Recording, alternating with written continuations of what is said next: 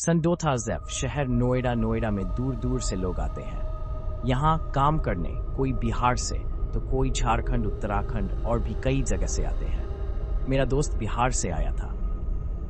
मेरा दोस्त का नाम गुलशन है। यहाँ वो एक रूम पार्टनर के साथ रहता था जिसका नाम रजत है। मेरा दोस्त एक रात थक हार के काम करके आ रहा था, तभी उसके पास एक आधी जली टिकट गिरती है। उसने उसे उठाया। थोड़ा ध्यान से देखने पर पता चला वो एक लॉटरी की टिकट है जो एक तरफ से जला था। उसने आसपास देखा, कोई नहीं था। उसने उसे अपने जेब में रख लिया और आगे बढ़ा।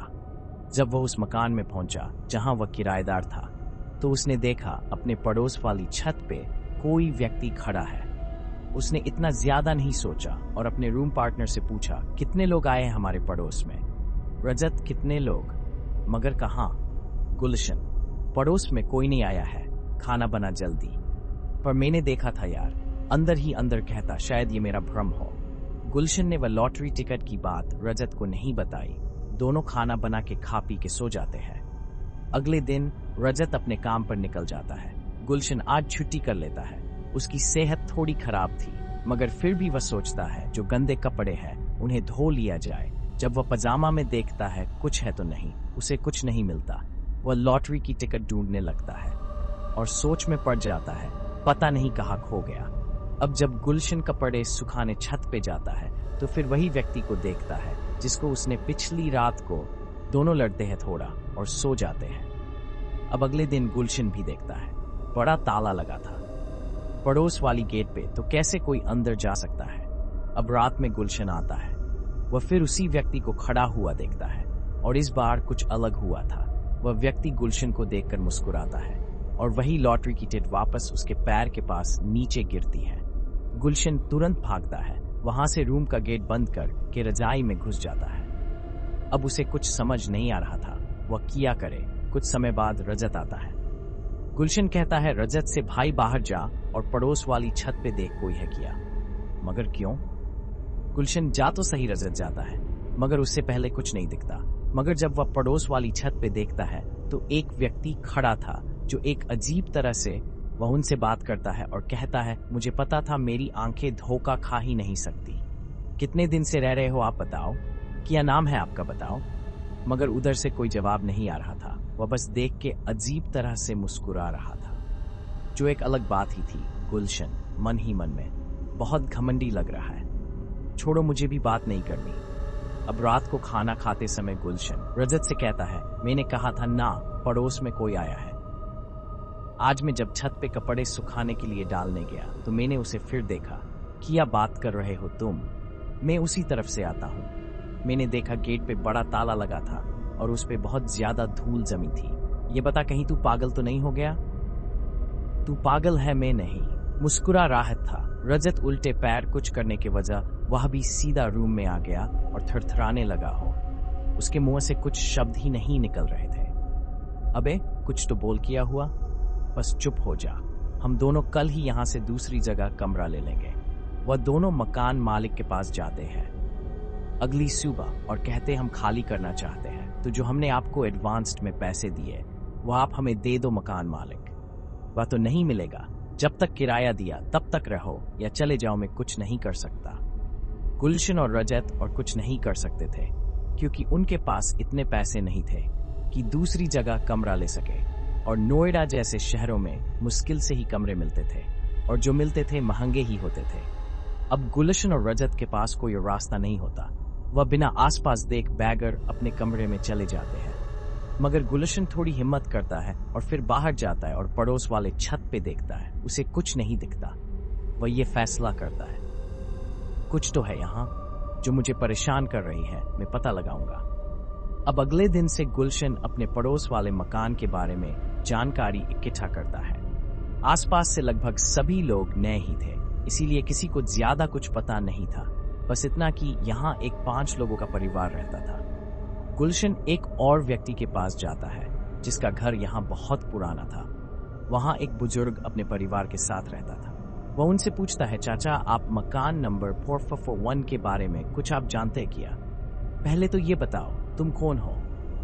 गुलशन, चाचा मैं मकान नंबर 45 में किराएदार हूँ। मुझे मेरे पड़ोस के मकान के छत पे एक व्यक्ति दिखता है। वह अलग अलग तरीके से अजीब तरह देख के मुस्कुराता है। मैं और मेरा दोस्त रजत बहुत परेशान है, कृपया कुछ सहायता करें। सुनो, मकान शर्सनो 1 में कुल 5 लोग रहते थे। उन 5 में से एक नौकर रहता था, बाकी 4 लोग उसके मालिक थे। वे नौकर का एक पैर से लंगड़ा था तो बहुत कम रुपए उससे मिलते थे। वे 4 लोग 2 भाई और उनकी बीवियां थी। वह उस नौकर के साथ बहुत बुरा व्यवहार करते थे, उसे ज्यादा काम करते और पैसे बहुत कम देते थे। वह नौकर, जिसका नाम सत्येंद्र था, उसने वहां से छोड़ के कहीं और काम करने का फैसला किया। मैंने उसे काम दिलाने में मदद की थी। कुछ समय बाद उस नौकर ने वहां से नौकरी छोड़ दी। उस मकान के लोगों ने बहुत बुरा सुनाया उसे। दोनों भाई कहने लगे, अबे जा अपाहिज, देखता हूं कौन नौकरी देता है तुझे, और चोर है। ये सब कह के भागा दिया गया और उसकी बची तनख्वाह भी नहीं दी। अगले दिन उस नौकर ने 1 रुपए की एक लॉटरी की टिकट खरीदी और इत्तेफाक से उसकी लॉटरी लग गई थी, जिसका इनाम 85 लाख था। ऐसा मानो कि उसकी जिंदगी सवार गई हो। उसके कुछ दिन बाद ही उसका कुछ पता नहीं चला। किया आपके पास उस नौकर को फोटो है? शायद हाँ, क्योंकि वह नौकर हमारे यहाँ भी पहले काम करता था। मेरे पिता को और मुझे अच्छे से जानते थे, मगर हमने उन्हें निकाल दिया था क्योंकि हमारे पास इतने पैसे नहीं थे। मेरे पिता व्यापार में नुकसान हुआ था। चाचा उसे फोटो देते हैं, गुलशन। वह फोटो देखते ही बेहोश हो जाता है। उसका रूम पार्टनर रजत उसे ढूंढते हुए आता है और अपने कमरे पे ले जाता है। रजत किया हो गया भाई, उठ। गुलशन कुछ समय पश्चात उठता है और कहता है, मुझे तो कुछ नहीं हुआ। तो उन चाचा के घर वहां बेहोश क्यों हो गया और वहां तू गया ही क्यों था? पता नहीं कैसे लोग हैं। गुलशन, में ठीक हूं, चिंता मत कर, चल खाना बनाते हैं और खा पी के सो जाते हैं। गुलशन बस फैसला करता है, अब वह उस मकान के अंदर जाएगा और वह अपने छत के रास्ते से पड़ोस के छत पे छलांग लगाता है और मकान के अंदर घुस जाता है। उसे फिर से वही नौकर दिखता है। गुलशन, मुझे पता है आप अच्छे हो, आप मुझे कुछ नहीं करोगे। वह नौकर की आत्मा एक डरावनी मुस्कुराहट लेकर गुलशन की तरफ लंगराते हुए बढ़ रही थी। नहीं, बस अब नहीं, मैं जानता हूं आप अच्छे व्यक्ति हैं। वह नौकर और पास पहुंचता है और उसका गला पकड़ के दबाने लगता है। रजत इस तरफ कुछ समझ नहीं रहा था कि ये क्या हो रहा है। गुलशन कहाँ चला गया? वह नौकर बस गुलशन का गला दबा के मार ही रहा था। तभी गुलशन अपनी जेब से वह लॉटरी की टिकट निकलता है और उससे दे देता है। वह नौकर की आत्मा फिर भी उसे मरना चाहती थी, मगर गुलशन कहता है, देखिए, मुझे आपके बारे में पता है, मैं आपकी सहायता करूंगा, कृपया मुझे बताएं। मैंने सुना आपकी लॉटरी लगी और उसके बाद ही आप कहीं गायब हो गए। सत्येंद्र रोने लगा, ये लॉटरी का टिकट नहीं है, मेरी मौत का टिकट है। मैं खुश था मेरी लॉटरी लग गई, मगर उसी शाम मुझे मेरे मालिक ने बुलाया, जिस मकान में काम करता था। मकान नंबर और फरन में देख रहा था, जो मुझे पहले इतना परेशान करते थे। अब वह मुझसे अच्छे से बात कर रहे थे। कुछ देर बाद उन्होंने मुझसे कहा, तुम्हारी लॉटरी लग गई है। हमने सुना। सत्येंद्र ने कहा, हाँ, तो वह टिकट तुम हमें दे दो, हम ज्यादा अच्छे से उसे इस्तेमाल कर सकते हैं। तभी मैं सोचूं, आज कैसे महान बन रहे हो आप लोग। उन भाइयों ने धमकी दी, अगर वह तूने हमें नहीं दिया तो अंजाम बुरा होगा। देखते हैं क्या होता है। उन दोनों भाई में से एक भाई ने मुझे पकड़ लिया और दूसरे भाई ने मेरी जेब से वह टिकट ले लिया और साथ में उनकी बीवियां भी, जो चाकू लेकर मेरे हाथ पैर पर मरने लगी। मुझे उन्होंने मार दिया और बरामदे में दफन कर दिया। कुछ समय बाद मेरी आंखें खुली। जब मैंने देखा तो मेरी आत्मा ने मेरा शरीर छोड़ दिया था, पता नहीं क्यों, मगर मेरी आत्मा यही थी।